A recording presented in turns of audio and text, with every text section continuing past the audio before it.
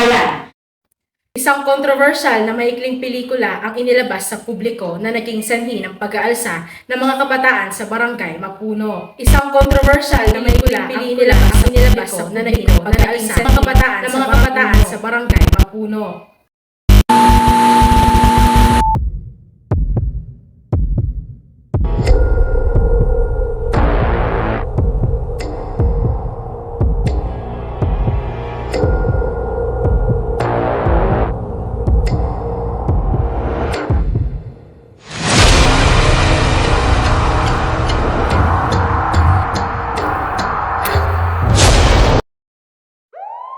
Isang bangkay ang natagpuan kaninang alas 3 ng madaling araw sa Kalye Langit. Napag-alamang ninakawan muna ang biktima bago ito patayin. May mga nakitang sugat ang mga otoridad sa iba't ibang bahagi ng katawan ng biktima na kumukonekta naman sa nakitang asarol ilang metro mula sa pinangyarihan ng krimen. Sa kasalukuyan, mayroon ng 2 suspects na lumutang sa pagpatay at patuloy pang inaalam ng mga otoridad ang tunay na motibo sa krimen.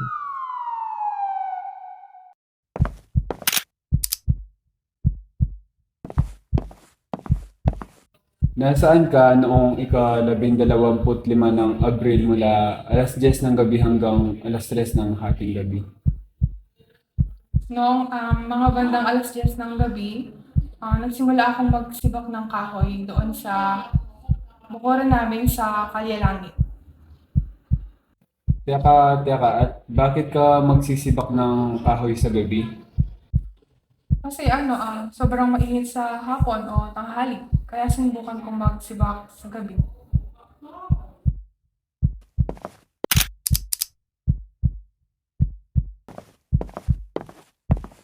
Nasaan ka noong ika-12 ng Abril mula alas 10 ng gabi hanggang alas 3 ng hating gabi? Umiinom ako mag-isa doon sa harap ng bahay namin nang may marinig akong sigaw. Pero hindi ko na pinansin. Akala ko nag-aaway lang na mag-asawa. Wala ka na bang ibang narinig pagkatapos ng sigaw? Meron pa. May narinig akong iyak at malakas na tunog na parang may pinapalo kung saan. Pero dahil ayaw kong makialam sa buhay ng iba, hindi na ako gumawa ng aksyon. Ayaw ko rin namang madamay, no? Hanggang ngayon ay inaalam pa ng mga otoridad kung sino nga ba ang nasa likod ng karumaldumal na krimen na ito. Patuloy na ang hinahanap ng mga otoridad ang CCTV footage na di umano nakuhaan ang mismong pagpatay sa biktima. Ilang araw na ang nakalipas mula nang nakita ang isang bangkay sa Kalye Langit at ngayong araw nakita na ang CCTV footage na di umano nakuhaan ang mismong pagpatay sa biktima. Sino nga ba ang pumatay? Sino nga ba ang tunay na nasa likod ng pagpaslang? Sino ba ang dapat managot? Sino ba ang dapat maparusahan? Sila lamang ba ang nasa likod ng krimen? O baka naman, isa ka rin? Dahil ang totoo, hindi tao ang biktima dito, kung hindi ang kapaligiran mo. Dahil ang madalas na biktima ng tao ay hindi tao, kung hindi ang kalikasan. Kalikasan ang pangunahing biktima sa pang-aabuso ng tao. Wala ka bang napansin na ang kalikasan ay para nating ninanakawan bago natin patayin? Dahil pagkatapos nating pakinabangan ang mga bagay na nakukuha natin sa ating kalikasan, atin itong unti-unting pinapatay. Pinapatay natin ang ating kalikasan sa simpleng pagputol ng mga puno. Nang alas 10 ng gabi, nagsimula akong magsibak ng kahoy doon sa bukuran namin sa Kalye Langit.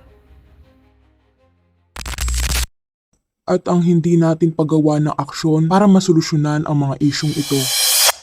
May marinig akong sigaw. Pero hindi ko na pinansin. Pinig akong iyak at malakas na tunog na parang may pinapalo kung saan. Ilang beses na nagparamdam sa atin ang kalikasan.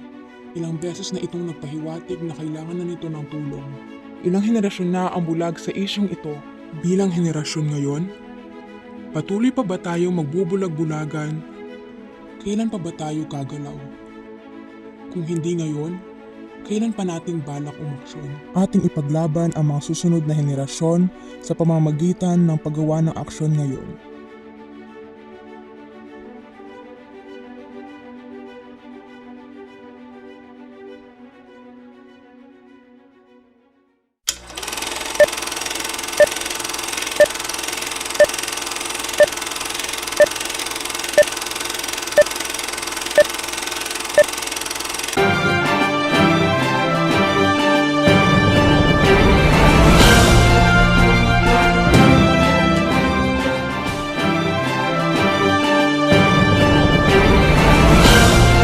Ito ang Newshort, ang mata ng bayan.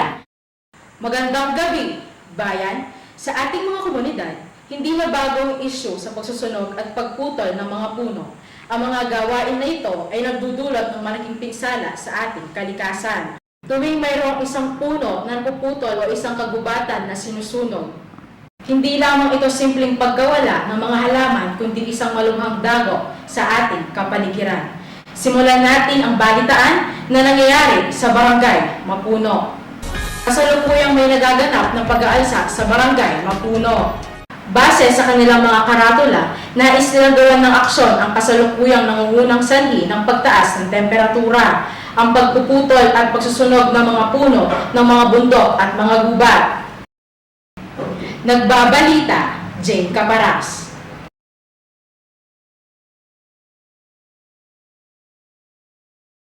Mula sa bulwagang pambalitaan, himpilan at sandigan ng bayan, mga isyong tinututukan, mapaloob o labas man. Inyong napakinggan ang pagbabalita ng Newshort, nag-aatid ng mga storyang nakalap sa loob ng bansa. Ito ang Newshort, ang mata ng bayan at boses ng katotohanan. Ako ang inyong tagapagbantay, Pia Cordova. Ang laging kaagapay, balitang may integridad, abilidad at kredibilidad na angat sa lahat. Magandang araw, Pilipinas!